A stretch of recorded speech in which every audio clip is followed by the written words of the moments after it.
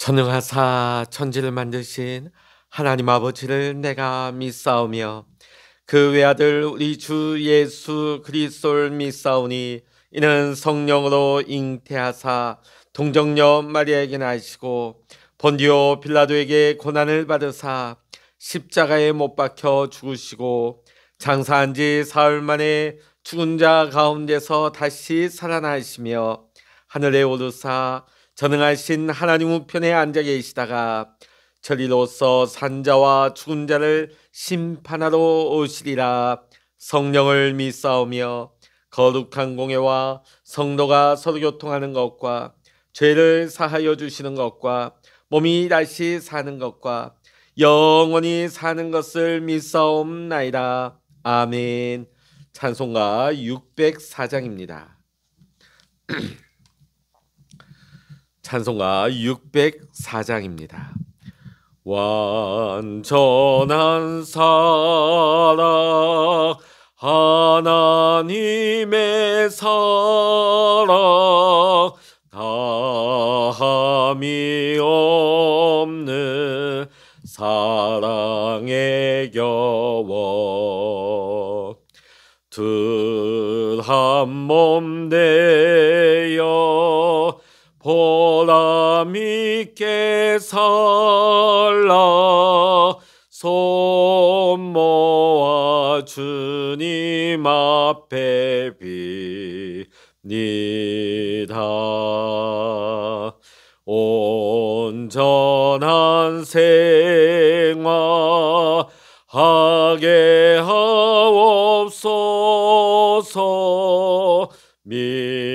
믿음과 소망 사랑 가지고 아픔과 죽음 겁을 내지 않고 주님만 의지하게 하소서. 슬픔을 이기 기쁨 주시옵고 다툼을 없애 평화 내리사 사랑의 아침 환히 동터는 행복한 나날 되게 하소서.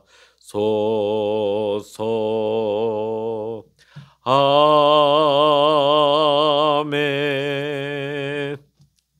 아멘. 이 시간 누리게 주시는 하나님의 말씀 신약성서 마태복음 19장 1절로부터 12절까지입니다. 마태복음 31면, 신약성서 31면, 마태복음 19장 1절로부터 12절까지 우리 같이 읽겠습니다. 예수께서 이 말씀을 마치시고 갈릴리를 떠나 요단강 건너 유대 지경에 이르시니 큰 무리가 따르거늘 예수께서 거기서 그들의 병을 고치시더라. 바리새인들이 예수께 나와 그를 시험하여 이르되 사람이 어떤 이유가 있으면 그 아내를 버리는 것이 옳으니까? 예수께서 대답하여 이르시되 사람을 지으시니가 본래 그들을 남자와 여자로 지으시고 말씀하시기를 그러므로 사람이 그 부모를 떠나서 아내에게 합하여 그 둘이 한 몸이 될지니라 하신 것을 읽지 못하였느냐? 그런즉 이제 둘이 아니요 한 몸이니 그러므로 하나님이 짝지어 주신 것을 사람이 나누지 못할지니라 하시니 여짜오되 그러면 어찌하여 모세는 이혼 증서를 주어서 버리라 명하였나이까? 예수께서 이르시되 모세가 너희 마음의 완악함 때문에 아내 버림을 허락하였거니와 본래는 그렇지 아니하니라. 내가 너에게 말하노니 누구든지 음행한 이유 외에 아내를 버리고 다른 데 장가드는 자는 간음함이니라. 제자들이 이르되 만일 사람이 아내에게 이같이 할진대 장가들지 않는 것이 좋겠나이다. 예수께서 이르시되 사람마다 이 말을 받지 못하고 오직 타고난 자라야 할지니라. 어머니의 태로부터 된 고자도 있고 사람이 만든 고자도 있고 천국을 위하여 스스로 된 고자도 있도다. 이 말을 받을 만한 자는 받을지어다. 아멘. 할렐루야. 오늘 이 아침에도 함께 기도하시는 우리 사랑하는 모든 믿음의 성도 여러분, 여러분의 가정과 여러분의 생업의 현장 위에 오늘도 하나님의 크신 은혜와 평강의 축복이 여러분 모두와 함께 하시기를 이 시간 주의 이름으로 간절히 축원합니다. 오늘 본문의 말씀은 결혼에 대한 예수님의 가르침입니다. 먼저 3절을 보면 바리새인들이 이혼 문제로 예수님을 시험하고 있습니다. 왜냐하면 당시 이혼 문제는 논란의 소지가 많았기 때문입니다. 구약 신명기 24장 1절에 보면 이혼에 대하여서 이렇게 규정을 합니다. 사람이 아내를 맞이하여 데려온 후에 그에게 수치되는 일이 발견하고 그를 기뻐하지 아니하면 이혼 증서를 써서 그의 손에 주고 그를 자기 집으로 보낼 것이요. 자, 여기 보면 수치되는 일이 무엇일까요? 사실 이에 대해서 바리새인들 사이에서도 의견이 일치되지 않았습니다. 당시 바리새인들 사이에는 두 가지 대표 학파가 있었습니다. 하나는 샴마이 학파가 있었는데요. 그들은 이 수치되는 일을 가리켜서 아내의 간음으로 규정을 합니다. 그렇기 때문에 간음 외에는 이혼을 엄격하게 제한하게 되어집니다. 또 다른 학파는 힐렐 학파입니다. 이 학파는 이 수치스러운 일을 아주 광범위하게 적용을 하게 되어집니다. 그래서 이 학파는 비교적 이혼을 자유롭게 허용을 하는 입장이었습니다. 자, 바리새인들도 이 문제가 하나로 통일되지 않았기 때문에 이 문제를 가지고 예수님을 시험하고자 했던 것입니다. 예수님께서는 바리새인들의 이러한 질문에 답하시기 위해 창세기 2장 24절의 말씀을 인용을 하셨습니다. 예수님은 질문의 답을 성경에서 찾으신 것입니다. 왜냐하면 성경은 사람의 생각을 적은 책이 아니라 사람을 지으신 하나님께서 사람들이 바른 삶을 살 수 있도록 지침으로 주신 책이 성경이기 때문입니다. 그러므로 우리는 날마다 성경을 가까이 하고 말씀을 늘 묵상함을 통하여서 우리의 삶의 모든 문제의 해답을 찾고 복된 삶을 살아갈 수가 있는 것입니다. 오늘 이 시간 저와 여러분도 오늘도 말씀 안에서 답을 찾고 복된 삶을 사시기를 주의 이름으로 간절히 축원합니다. 성경대로 사는 사람은 그 인생을 실패하는 일이 없게 되어집니다.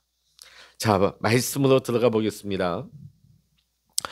예수님께서 6절의 말씀을 통하여서 바리새인의 질문에 예수님은 결혼은 하나님께서 짝지어 주신 것이므로 그것을 사람이 나눌 수 없다고 단호하게 말씀을 하십니다. 성도에게 있어 이 결혼이라는 것은 어떤 동기로 우리가 결혼을 하였든지 간에 하나님께서 두 사람을 짝지어서 부부가 되게 하신 것입니다. 그러므로 두 사람은 이 결혼을 소중히 여길 뿐만 아니라 서로에 대해서도 귀하게 여겨야 하는 것입니다. 이 세상에 많고 많은 사람들 중에 하나님께서 두 사람을 택하여서 부부가 되게 하신 오묘한 섭리를 우리가 이해한다면 우리가 쉽게 사람의 감정이나 판단을 따라서 이혼할 수는 없는 것입니다. 그러므로 우리는 하나님께서 짝지어 주신 배우자를 귀하게 여기고 사랑하면서 또한 서로 상대방의 부족한 부분을 채우고 서로 돕는 가운데 하나님께 영광을 돌리는 삶을 살아야 할 것입니다. 두 번째로는 7절의 말씀을 통하여서 바리새인들은 예수님의 말씀을 듣고 반발을 합니다. 특히 신명기 24장 1절의 말씀으로 자신들의 이혼의 정당성을 주장하고 있지요. 그를 기뻐하지 아니하거든 이혼 증서를 써서 그 손에 주고 그를 자기 집에서 내어 보내라. 이것이 신명기 24장 1절입니다. 자, 그런데 하나님께서 모세를 통하여서 이 규정을 주신 것은 이혼의 정당성을 부여하기 위한 것이 아니라 오히려 이혼을 억제하고 상대적 약자인 또 피해자일 수 있는 여성들을 보호하고자 하시는 하나님의 의도, 하나님의 마음인 것입니다. 그럼에도 바리새인들은 이러한 하나님의 뜻을 외면한 채 오직 자신들의 이익에 맞게 모세의 율법을 임의대로 해석하면서 도리어 이혼의 정당성을 주장하는 근거로 이 말씀을 쓰기에 이르게 되어집니다. 그래서 예수님께서는 모세가 이혼을 허락한 배경에 대해서 설명을 하십니다. 8절의 말씀입니다. 모세가 너희 마음의 완악함 때문에 아내 버림을 허락하였거니와 본래는 그렇지 아니하니라. 오늘 이 8절에 본래는 그렇지 아니하니라, 이 본래라는 말은 하나님의 뜻을 의미하는 것입니다. 즉 하나님의 뜻은 그렇지 않다는 것이지요. 바리새인들은 율법에 대한 전문적인 지식을 가졌을지는 몰라도 그 본래적인 취지인 하나님의 뜻에는 너무나 무지했습니다. 이것은 아무리 전문적인 훈련을 하고 성경적인 지식을 많이 갖췄다고 해도 하나님의 뜻에 대해서 무지할 수 있다는 것을 우리에게 단적으로 보여주는 것입니다. 우리가 종종 이단 종교 사람들을 만나게 되어지면 또 그들이 말하는 것을 보게 되어지면 참 성경을 얼마나 그렇게 달달달 외우는지요. 참 성경을 대단히 많이 암송하고 외우고 구슬깨도 꿰고 있다는 사실에 우리는 놀라게 되어집니다. 그럼에도 불구하고 그 이단 신도들의 문제가 무엇입니까? 그들이 아무리 말씀을 구구절절 말한다 할지라도 그 안에 성령의 조명이 없다는 것입니다. 자, 우리가 성경을 읽을 때에 사람의 입장에서 읽게 되어지면 결코 성경을 바르게 이해할 수가 없게 되는 것입니다. 성경을 바르게 해석할 길이 없는 것이죠.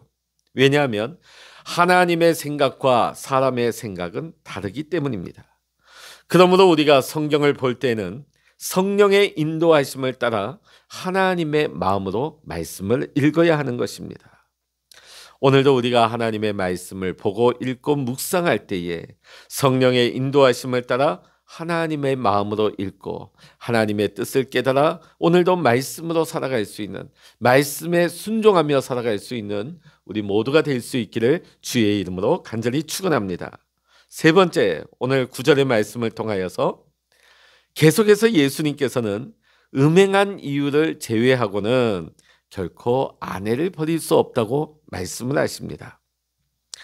아내가 음행을 했다 하는 것은 더 이상 결혼을 지속할 의사가 없다는 것이므로 이혼이 가능하다는 거예요. 예수님이 단 이혼할 수 있는 이유는 여성이 음행했을 때만 허용되어질 수 있다는 것을 분명히 아십니다. 그런데 성격 차이라든지 그 밖에 여러 가지 다른 이유를 들어가지고 이혼하려 한다면 그것은 이혼의 정당한 이유가 될 수 없는 것입니다. 설령 서로 간의 사랑이 식었고 정이 떨어져서 도저히 결혼 생활을 지속하기가 어려운 형편이 되었다 할지라도 그것을 이유로 이혼을 요구하는 것은 잘못된 것입니다. 여러분, 사랑이나 정 같은 감정보다 중요한 것이 무엇입니까? 의무입니다. 사랑이나 정은 자신에게서 난 것이지만 이 의무는 하나님께서 우리에게 주신 거룩한 명령이기 때문입니다. 그러므로 부부간에 서로 문제가 생겼다면 그것을 극복하기 위해서 서로 적극적으로 노력해야 합니다. 이것이 성도에게 요구되어지는 마땅한 태도이자 의무인 것입니다. 최근 우리 사회에 이혼이 급증하고 있습니다. 심지어는 애들 다 키워놓고 이제 시집장가 보내놓고 은퇴한 이후에 황혼 이혼하는 사례까지도 늘어나고 있다고 합니다. 이제는 각자의 인생을 자유롭게 살자. 그러다 한동안 이런 말까지 유행했습니다. 졸업이 아니라 졸혼. 이제 결혼해서 졸업한다는 거죠. 졸혼. 오늘 우리 믿음의 성도님들은 이 시대의 상황 가운데서 오늘 이 예수님의 말씀을 다시 한번 깊이 생각해 보아야 할 것입니다. 네 번째로, 그런데 이혼에 관한 예수님의 가르침을 받은 제자들이 어떤 말을 하고 있습니까? 10절의 말씀 보니까 예수님의 교훈대로 우리가 해야 한다면 차라리 결혼하지 않는 것이 낫지 않겠습니까? 아니, 사랑이 식어지고 정 다 떨어졌는데도 불구하고 결국은 그 결혼을 유지한다면 그 결혼이 얼마나 무거운 짐이 되겠습니까? 이런 생각이 든 거예요. 내 마음대로 이혼할 수조차 없다면 그 결혼이 결국은 무거운 짐이 되지 않겠습니까? 자, 오늘 이러한 생각은요, 그 사람의 신앙은 물론이고 그 사람의 도덕성에도 심각한 문제가 있는 것입니다. 사랑하는 성도 여러분, 하나님께서는 우리가 결혼이라는 하나님이 우리에게 만들어주신 이 제도를 통하여서 우리가 행복하기를 원하십니다. 우리가 하나님의 이 뜻을 마음 깊이 새긴다면 우리가 서로 다름을 이해하고 양보하는 훈련을 통하여서 우리의 인격은 하나님 나라에 더욱더 가까워지게 될 것입니다. 참고로 오늘 11절의 말씀 보면 예수님께서는 독신 생활을 긍정적으로 평가하신 내용이 나오고 있습니다. 자, 그러나 모든 사람이 독신으로 사는 것을 옳다고는 보시지 않습니다. 오직 타고난 자들에 대해서만 그 독신 생활을 인정을 하시고 계시는 거죠. 그러면서 세 가지 경우를 말씀을 하고 있습니다. 이 세 가지는 모두 특별한 경우이죠. 그러니까 이 독신이라 하는 것은 보편적인 모든 사람들에게 적용될 수 있는 것은 아니라는 것입니다. 그러므로 우리는 결혼이든 독신이든 간에 자신이 받은 사명을 따라 우리는 행해야 될 것입니다. 사랑하는 성도 여러분, 여러분이 받은 사명은 무엇입니까? 여러분은 어떤 은사를 받으셨습니까? 그 사명과 은사를 따라 하나님의 뜻에 따라 사용하심으로 오늘도 믿음 안에서 멋진 삶을 살아갈 수 있는 저와 여러분 모두가 될 수 있기를 이 시간 주의 이름으로 간절히 축원합니다. 기도하시겠습니다. 할렐루야. 하나님 아버지, 오늘 예수님의 말씀을 통하여서 우리 성도의 본분에 대해서, 우리 성도가 어떻게 이 결혼을 지켜나갈 것인가에 대해서 예수님께서는 우리에게 답을 주셨습니다. 내 감정에 치우쳐서 우리가 쉽게 이 가정을 무너뜨리는 것이 아니라 우리의 부부간에 서로 연약함을 돌보며 서로 격려하며 서로 사랑하며 서로 세워주는 것이 이 결혼을 통한 우리를 향하신 하나님의 뜻이라는 것을 예수님은 우리에게 다시 한번 일깨워 주셨습니다. 하나님, 우리가 하나님을 근심하게 하는 자 되지 말게 하시고 우리를 향하신 하나님의 계획하심과 또 우리 가정, 우리 부부를 향하신 하나님의 놀라우신 사랑의 계획 가운데 오늘도 서로 사랑하게 하시고 서로 보듬게 하시며 서로 위로하고 서로 격려하고 서로 세워줄 수 있는 우리 모든 믿음 안에서 아름다운 부부의 관계가 될 수 있도록 주님 축복하시고 인도하여 주시옵소서. 오늘 이 아침에도 우리가 기도할 때 하나님의 영으로 하나님의 마음으로 우리 가운데 부어주셔서 오늘도 우리가 기도하는 모든 기도의 제목이 하나님 보좌에 상달되게 하시며 오늘도 기도하는 가운데 하나님의 마음과 하나님의 영이 우리 가운데 부어지며 주의 말씀을 깨달아 오늘도 말씀대로 순종하며 믿음으로 행할 수 있는 우리의 삶이 될 수 있도록 축복하여 주시옵소서. 모든 감사와 영광을 우리 주님께 올려드리며 우리 주 예수 그리스도의 이름으로 간절히 기도하옵나이다. 아멘. 찬양하라 내 영혼아, 찬양하라 내 영혼아, 내 속에 있는 것들아 다 찬양하라.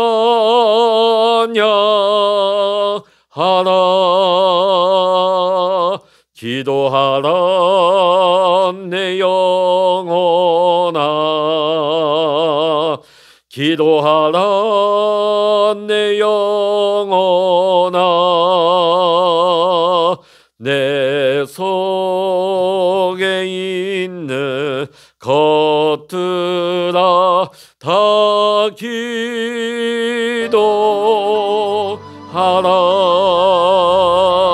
주여 일창을 합심하여 기도하십니다.